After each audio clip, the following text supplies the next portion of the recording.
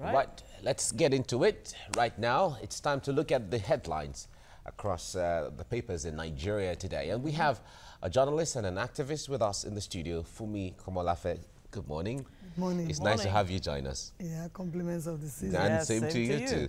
Yeah. Right. Okay, let's take off with the Punch newspaper this morning. INEC ASU strike will affect preparations for 2019 polls. Direct your plea to federal government. Union tells commission. And FG APC not ready for election, says PDP. We're close to reaching agreement with ASU. That's the federal government. Okay, so many things playing out there, and the concern is how it will affect the 2019 elections. Oh, sure. There's a possibility that it could affect the 2019 elections, because we do know also that a lot of the electoral returning officers that do make the announcement for the results, since Jega, ASU senior lecturers. Yes. But that's to a limited extent, because if you look at the category of people that are chosen, they are mostly VCs. And VCs are not active members of ASU. Well, I expect that even the INEC chairman was an ASU member. So some unseen link, you know. But it's also important. The VCs are usually the returning officers. But what about the other, you know, there are other staff, senior lecturers, you know, yes, actually, who are used to that's and they're part of ASU. Yes, they are part of ASU. That's why I said it's a legitimate concern, really, that INEC is raising. No, but the concern here is the fact that senior lecturers, professors are used as returning officers and all of that. This is a separate assignment. It's a national duty. Should it matter if ASU is on strike or not? Because they are not working for the university. Exactly. They are working for the nation. So it's a different assignment altogether. Yes, it is. It is. That's why I said to an extent, you know, but it's best that all these issues with ASU and federal government are resolved, so that everything can go on smoothly. Yeah, we hope so. Reps disagree over Bade's arms fund diversion trial. 17-year-old goes missing on resumption day at varsity. Amoso's preferred governorship candidate begins campaign. APM adopts Buhari. JAM begins sale of UTME form January 10. We arrested Boko Haram chief in Lagos, and of course OPEC cuts Nigeria's oil production quota to 1.68 million barrels per day. Now that's a very important that's of concern, especially with the $2.3 million projection for barrels per day that we're projecting for the 2019 budget. So that might affect. That's a huge gap. 1.68 income. Exactly. We might record a fall, a drop in it, and that will impact on all that has been lined up for 2019. That's why we ought to have gotten beyond total dependence on oil. What about the mineral resources? We should look in another direction and earn more money. You know, but the way it is now, except things change, and things can change because the oil market is very, very unpredictable. Very volatile. It reacts even to political situations. Exactly. So it could still change along the line in our favor. All right. AGF, as Attorney General of the Federation, Malami, distances himself from Dasuki's detention. Okay. All right, that's it from the Punch newspaper. The Nation newspaper is the next one now. 841 on trial, 68 convicted in 11 states over killings, and federal government tackles Atiku and amnesty. Now, there has been criticism on the federal government for not being proactive in arrest, prosecution of those who are involved in the herdsmen killing, banditry, and all of that. But the government is coming to say, well, see, we have about 841 trials and 68 convicted already. I think this is a very good story because we have been talking on the realm of speculation. Now there are facts and figures. Yeah, there are figures as to, you know, who is being prosecuted. Because generally what people say is that because nobody is punished, this thing goes on and on and on. But now that some people are facing, you know, the law, then let's hope that there'll be justice and they'll pay for their crimes. Exactly. Boko Haram suspect held in Lagos.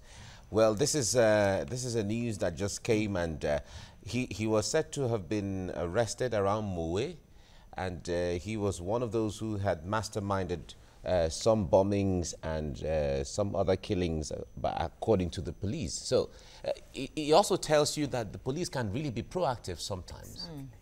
I was just going to say that that's a big commendation for the police, because all the way from Maiduguri axis and even Abuja, the robberies and all of that. It's a major achievement. But that in itself raises some concerns, you know, if Boko Haram is leaving the northeast enclave and moving southwards, then it means the security agencies and all the rest of them really need to up their game then. He also might be escaping. It might be an escape route. Exactly. You know, but whatever it is, the important thing is that he has been arrested. And it's, I'm sure it's not an easy thing to arrest that kind of person in a place like, you call Mowe. Mowe is also almost an annex of Lagos. A lot of people who live in Mowe will say they are living in Lagos. In fact, it has a huge population. It was reported that he was being treated for gunshot wounds by a nurse in a house. So, but it goes a long way to tell the police are really on top of their game. What about the ones that got away? Well, who knows? As far as let's be hopeful. Exactly, it's just being positive towards this. And then boxing star Joshua gets the Order of the British Empire Award, National Award or National Honor by Prince Charles. There's really an interesting one, isn't it? Yeah, Nigerian. We need British to emphasize Nigerian. that. You know, when it comes to ownership, who owns the, you know. But it's nice, it's beautiful, it's a good one. All right. Body's killing probe on, says Air Force, and CBN OK's Access and Diamond Bank merger. Afenifere endorses Buhari for 2019 poll. Nigeria is 44th on FIFA ranking. And Ekiti's 3.9 billion Naira Paris Club refund for salaries and arrears payment, says Fayemi. Well, this could be cheery for civil servants and workers in Ekiti. Who have been without salaries for months. Some have even committed suicide. Exactly. And in a place like Ekiti, how many industries do you have there? It's going to be a turnaround for the economy, because it means that people earn, they will also spend. Government will also make some income from it. So it's in the interest of governments to pay salaries. Exactly. All right, labor issues 10-day ultimatum. Are we seeing another showdown, major showdown? They're saying, from the reports we got this morning, they're saying 31st December. If government doesn't, or federal government doesn't transmit the new minimum wage bill to the National Assembly, then from 31st December there's going to be a showdown. But we are also aware that the National Assembly has gone on recess until the middle of January. Well, the president did say in his budget address to the National Assembly that he will send it there. Well, if he sends it there on their own break, and they consider it serious enough to attend to, what stops them from reconvening? They couldn't even pay their own legislative aids. So if they consider it important, they can reconvene. There's an emergency. In any case, the issue of the minimum wage has been a pending issue, only waiting for the president to transmission from the presidency to the parliamentarians. And this is not, we are talking about minimum wage in this country as if it's new. There's nothing new in this. They have no role to play. It's just to rubber stamp it. Simple. Because it's already a product of collective bargaining. Agreement and the figures is have as fixed. All you need is to just pass it, and the president signs it into law. But Labour is, raising issues about this high-powered, technical committee. No, I agree with Labour absolutely. Yes. It has no place in collective bargaining, no place in tripartism. That's just fact, politics. It's irrelevant. Ayuba Waba said the tripartite. Time. Yeah, the tripartite committee, according to Ayuba Waba, is a technical committee already. It's already a technical committee. Exactly. So, all right. It's irrelevant. Moving on very quickly to the Daily Sun. 2019 Imo APC dares Shomole as Uzodinma, that's Hope Uzodinma, flags off campaign. Well, who really is the candidate of the APC in Imo State? It's Hope Uzodinma. As far as the so who is daring another faction? All right, ASU strike May 2019 elections. INEC. Minimum wage bill. Labour sets December 31 deadline. Ogun Guba. 60 parties adopt Amosun's candidate. APM flags off campaign embraces Buhari. And luxury bus operators raise the alarm over kidnapping and robbery attacks. This is a very important one, especially as the Yuletide season is here. You know, luxury bus operators have become a target, you know, for armed robbery attacks. And at a time like this, how do you keep the highways safe in such a way that these people will have a sense of security, including, of course, the passengers? I guess it's the police have a lot to do, and if need be, other security agencies could be brought in. We have a lot of people just there doing next to nothing in their, you know, barracks or wherever they are. So there's need to be deploy more officers. Okay, presidential poll. Afenifere endorses Buhari or Shibajo for 2019. Is this a surprise? It looks like it's sort of an about turn from... Which Afenifere now? Because it looks like... How many Afeniferes do we have? That's a big question. It's beginning to look like there are two factions of this Afenifere. So maybe it's one endorsing and the other one, you know, endorsing the other candidate. Let's just put it bluntly.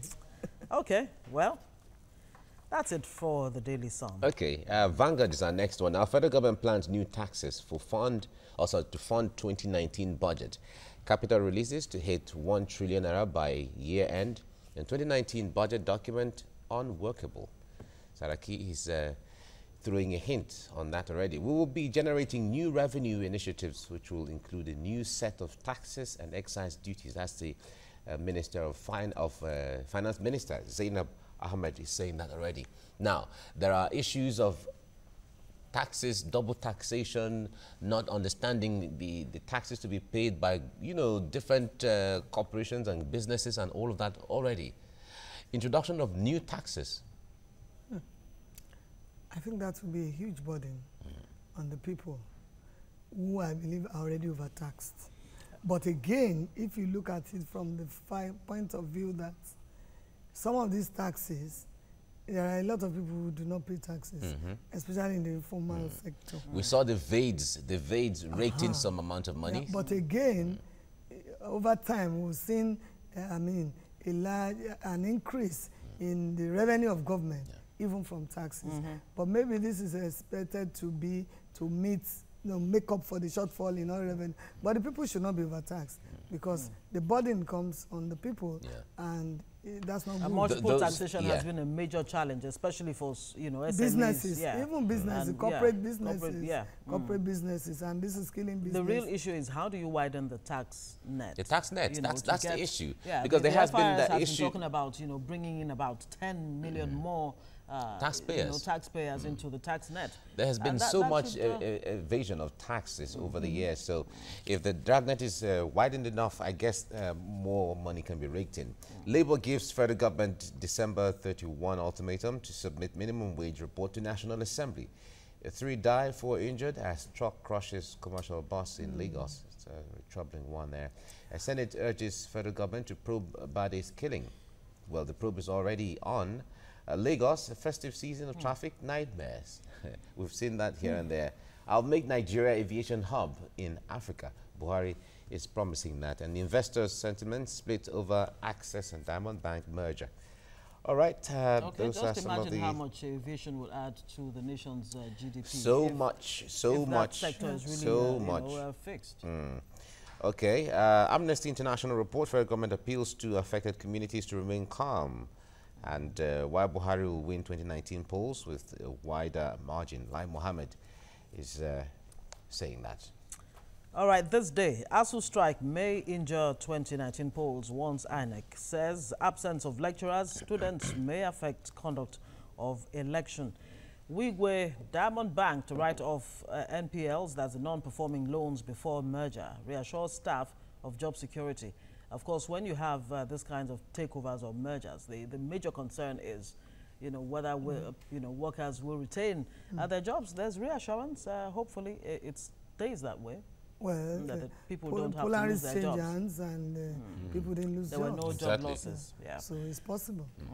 And Senate confirms Owasonye, 8 others as ICPC chairman and members. Tumbling oil price fuels concerns for 2019 budget implementation. Of course, assumptions at what's that again? $60 per barrel for the 2019 budget, and right now it's hovering around $56 per barrel. How that will affect